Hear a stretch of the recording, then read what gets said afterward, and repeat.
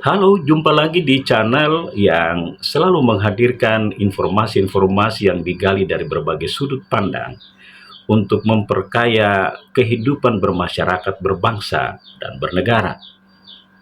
Kali ini akan diketengahkan program makan bergizi gratis diharapkan anggota DPRD Papua Barat Daya Habel Howai SOSMISI perlu disikapi serius Pemda karena berpeluang menggerakkan ekonomi rakyat.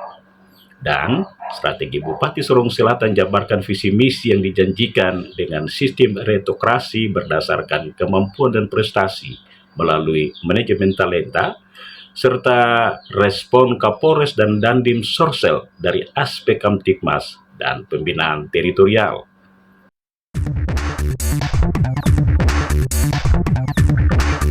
Saya awali dari program makan bergizi gratis berpeluang menggerakkan ekonomi.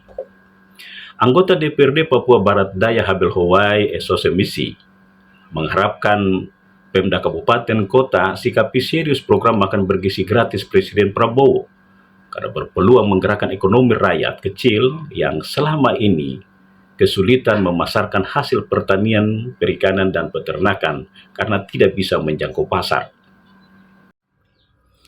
Harapan anggota DPRD Papua Barat Daya Habel Howai SOSMISI disampaikan menanggapi program Presiden Prabowo untuk meningkatkan gizi masyarakat mengatasi stunting. Tujuan Presiden dengan mengalokasikan APBN 71 triliun untuk menguji coba di sejumlah daerah dan akan mengembangkan ke seluruh daerah di Indonesia dengan menambah alokasi di atas 100 triliun. Bagi politisi Demokrat Papua Barat Daya ini perlu disikapi serius Pemda karena berpeluang menggerakkan ekonomi rakyat. Usaha-usaha pertanian rakyat secara menyeluruh perlu segera digerakkan sebelum anggaran program ini dikucurkan agar masyarakat benar-benar siap menjalankan program ini karena kebutuhan makan siswa setiap hari butuh pasokan pangan lokal ke dapur umum. Khusus untuk daerah-daerah harus kembangkan ini, menangkap ini sebagai bola untuk bagaimana meningkatkan ekonomi masyarakat di daerahnya masing-masing. Kalau program ini sudah jalan, otomatis disiapkan adalah bahan pangan lokalnya itu. Jadi terutama untuk bisnis sayur, bisnis usaha-usaha kecil dan menengah di kabupaten kota masing-masing untuk mendukung program ini, sehingga ekonomi rakyat itu berputar di daerah yang bersangkutan, terutama kabupaten kota dan juga provinsi Papua Barat Daya. Kalau saya yang pertama, pemerintah harus menyiapkan lapangan usaha bagi masyarakat itu bertani. Jadi mereka bisa buat sayur, menyediakan bahan lokal dari tahun sekarang, sehingga tahun-tahun yang akan datang ini kan program ini kan sampai 5 tahun kan. Mereka sudah dari dinas terkait, dinas teknis, dinas pertanian, dinas perkebunan, mereka menyediakan lahan bagi masyarakat untuk menyediakan sayur, bahan-bahan makanan lokal, sehingga mereka juga bisa di situ mendapatkan perputaran uang. Khusus Maibrat sebagai daerah pemilihannya yang sudah merencanakan membangun dapur umum di Ayamaru dan Kumurkek oleh pemerintahan sementara, menurut Habel Howai perlu didukung dengan program penguatan pangan lokal agar dana APBN untuk program ini bisa mendongkrak perekonomian masyarakat kecil dan terpencil. Terkait keterlibatan TNI dalam program ini, Habel Howai berharap dikomunikasikan dengan baik agar tidak menimbulkan gejolak di masyarakat. Beralih ke strategi Bupati Sorong Selatan menjabarkan visi misinya. Bupati Sorong Selatan Petronella Krenak SOSMISI telah menyiapkan strategi penjabaran visi misi bersama Wakil Bupati Johan Bodori dengan sistem meritokrasi berdasarkan kemampuan dan prestasi melalui manajemen talenta untuk meningkatkan kinerja aparatur sipil negara. Bagaimana menjalankan strategi ini akan saya tanyakan kepada Bupati yang sudah bersama saya. Ibu Bupati, dalam safari Ramadan ke Kokoda dan Inanwatan, begitu antusiasnya masyarakat menyambut Ibu dan Wakil Bupati yang bisa kita katakan sebagai sebuah harapan hadirnya pemerintahan baru memberikan yang terbaik bagi mereka. Apa yang bisa Anda lakukan agar harapan mereka di pemerintahan baru Sorong Selatan ini bisa mereka rasakan? Itu yang mendorong saya untuk saat menyatakan sikap untuk saya harus maju bertarung di pilkada tahun 2024 kemarin, dalam arti bahwa dalam pribadi saya sebagai bupati, saya ingin melayani masyarakat Sorong Selatan itu dengan hati. Dan saya juga mengajak kepada semua stakeholder ya, untuk mari kita bergandengan tangan untuk kita melakukan pelayanan prima, pelayanan yang terbaik kepada masyarakat kita yang ada di Sorong Selatan. Jadi bukan saja di awal kepemimpinan saya atau di awal kepemimpinan saya di pemerintahan Sorong Selatan, tapi ini akan saya lakukan untuk mengajak semua merubah mindset berpikir, terutama para ASN. Ya, para ASN ini kita adalah pelayan masyarakat dan wajib hukumnya selain kita ada di kantor, tetapi juga kita ada di lapangan, kita ada di masyarakat, tengah-tengah masyarakat, untuk kita bisa tahu persoalan apa yang dihadapi, yang dialami oleh masyarakat, dan segera untuk kita harus tangkap hal itu. Ya, jadi baik pelayanan di kesehatan, pendidikan, masyarakat secara umum, ya terkait dengan UMKM masyarakat Sorong Selatan. Dan hal ini memang sangat penting untuk saya dengan Bapak Wakil Bupati, dan memang itu yang nanti akan kita lakukan. Jadi bukan saja sampai di kedua distrik ini, distrik Kukuda dan Inanwatan, tapi di 15 distrik, dan ada 5 distrik yang nanti akan dilantik pejabatnya distrik baru. Itu yang akan kami terapkan. Jadi lebih banyak kami turun ke lapangan. Apa ada program jangka pendek yang segera dilakukan untuk menunjukkan sesuatu yang baru dari kepemimpinan Anda bersama Wakil Bupati Johan Boderi? Ya, kata orang 100 hari kerja ya, Bupati dan Wakil Bupati. Sebenarnya kita tidak perlu pakai 100 hari kerja, tapi yang menjadi prioritas kita, saya bersama dengan Bapak Bodori, sesuai dengan visi misi kami berdua, yaitu melayani masyarakat Sorong Selatan dengan maju dan berdaya saing, dalam arti bahwa mari kita harus menunjukkan ya prestasi, menunjukkan pelayanan kita yang baik kepada masyarakat, supaya masyarakat kita sejahtera, masyarakat kita sehat, masyarakat kita juga bisa bebas dari pendidikan, dan mereka bisa bersaing dengan daerah-daerah lain yang ada di luar Sorong Selatan. Ini yang nanti kami rencana dalam waktu dekat, karena mengingat efisiensi keuangan, ya perintah Presiden Prabowo untuk bagaimana kita harus prioritaskan makanan sehat bergizi bagi anak-anak seluruh Indonesia, bukan Sorong Selatan saja, tapi seluruh Indonesia. Dalam waktu dekat kami akan menyerahkan DPA. Setelah itu, pimpinan OPD masing-masing akan membuat programnya dan mereka presentasi. Dan programnya itu harus disesuaikan dengan visi misi kami, saya bersama dengan Bapak Bodori. Ya, bagaimana untuk pencapaian 5 tahun ini ke depan. Ibu yakin dengan politik retokrasi ini bisa menghasilkan program-program yang akan dilakukan? Kesehatan, pendidikan, UMKM untuk masyarakat lokal kita, ya mama-mama Papua yang lagi duduk di pasar untuk jual pinang, memang harus ada intervensi dari pemerintah daerah. Nah, itu yang nanti kami akan lakukan. Tapi lebih dari itu, sesuai dengan visi misi kami, yang pertama itu bahwa bagaimana mewujudkan tata kelola pemerintahan yang baik melalui sistem meritokrasi. Ya, dari sisi aturan 6 bulan sebelum dan sesudah, ya nanti setelah di bulan Mei baru kami lakukan, sudah sekarang kami siapkan untuk evaluasi jabatan. Nah, dan di bulan Mei itu kami akan lantik pejabat, tapi kami harus sesuaikan dengan ya bagaimana mewujudkan tata kelola pemerintahan yang baik ini, menempatkan orang-orang yang tepat pada tempatnya atau pada bidangnya. Apa yang terjadi sebenarnya dengan ASN di Sorong Selatan sehingga politik retokrasi melalui manajemen talenta ini diprogramkan?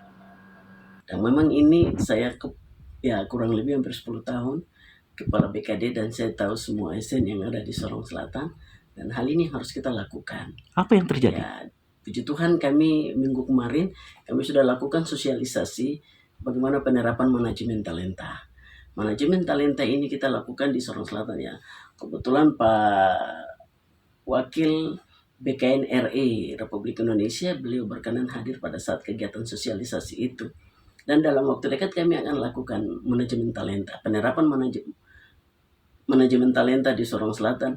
Jadi manajemen talenta ini dengan tujuan untuk kita lakukan evaluasi, seleksi terhadap seluruh ASN yang ada di Sorong Selatan yang menduduki jabatan pertama, CPT Eselon 2, Eselon 3, dan Eselon 4, supaya menyiapkan orang-orangnya nih, benar-benar memiliki ya kemampuan, memiliki kompetensi, memiliki kinerja yang baik untuk bagaimana melayani masyarakat Sorong Selatan. Ya istilahnya begini, manajemen talenta ini menyiapkan orang-orang yang sudah siap memang. Jadi ini stoknya sudah ada nih di box 9. Kalau di manajemen talenta itu di box 9 itu ketika berhalangan tetap mungkin sakit atau pensiun, ini sudah ada. Jadi kita tidak perlu lagi untuk kita lakukan seleksi lagi. Apa yang bisa dilakukan untuk meyakinkan masyarakat berpartisipasi aktif mendukung program Pemda? Karena pembangunan partisipatif sangat dibutuhkan di era keterbukaan saat ini. Kerja-kerja nyata transparansi ini dari pemerintah daerah, tapi kami juga melibatkan masyarakat di dalam pembangunan ini. So masyarakat juga bisa langsung tahu ya, terutama dari tokoh adat, tokoh masyarakat, tokoh perempuan, tokoh agama, tokoh pemuda, para intelektual. Mari kita sama-sama memberikan dukungan, memberikan perhatian untuk kita sama-sama ya membangun Sorong Selatan yang kita cintai bersama. Jadi kalau bicara Sorong Selatan, yang membangun Sorong Selatan, keberhasilan itu bukan hanya saya dengan Bapak Bupati, tapi semua elemen. Kami ajak untuk kita sama-sama membangun Sorong Selatan. Terima kasih Ibu untuk sementara dulu. Siap. Beralih ke Kapolres dan Dandim karena Bupati mengandalkan Forkopimda dan pimpinan OPD memberhasilkan program-programnya bersama Wakil Bupati Yohan Bodori. Pak Kapolres, sebelum jauh membahas kontribusi Forkopimda mendukung pembangunan daerah, saya terkesan dengan cara Anda menyampingkan jabatan dengan selalu turun ke masyarakat. Apa yang melandasi cara Anda menyampingkan jabatan yang kalau di tingkat kabupaten kota selalu dihormati? Kalau menurut saya, namanya kita bekerja dengan hati itu semua bisa kita lakukan dan semua bisa diterima sama masyarakat. Jadi ketika kita sudah pakai hati, kita akan menjangkau semuanya, baik anggota, masyarakat, para tokoh. Saya rasa itu satu hal yang memang masing-masing orang punya perbedaan dalam cara kepemimpinan. Tapi kalau saya memang murni saya lakukan dengan hati. Apakah cara Bapak ini diperintah atasan terkait dengan kesan-kesan miring masyarakat terhadap institusi Polri maksud saya selama ini? Memang banyak permasalahan di kepolisian, tapi saya tidak karena ada orang masalah, karena ada di mungkin Polres lain atau lain yang bermasalah berusaha itu saya melakukan sebelum saya ke Polres Selatan. Tapi saya sekian, saya lakukan, saya datangi masyarakat, saya lagi masyarakat yang mengungsi dari timur, saya berusaha mendekati mereka, berusaha untuk membuat mereka rasa nyaman. Karena apalah tugas kita ini, yaitu ini kan melayani masyarakat, mengayomi masyarakat. Dan kita juga bagaimana kita kan, ya, itu juga saya sampaikan anggota berkali.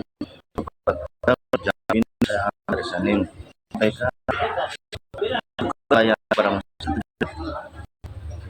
Jangan masyarakat mau urus saja atau biarkan, tapi kan harus tanya ada perlu apa, segitu. Jadi mungkin di situ.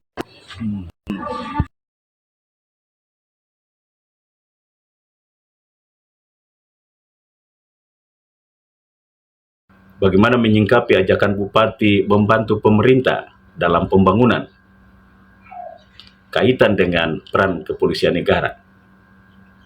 Kalau menurut komunikasi kita sama pindah dan sama-sama melayani masyarakat. Yang itu Bupati mengikuti apa yang saya lakukan. Nah, Bupati menyampaikan bahwa Ade tarik dengan apa yang Ade lakukan. Kita selesai, saya dilantik, kita jalan ke distrik-distrik. Baik Pak Kapolres, saya beralih ke Pak Dandim.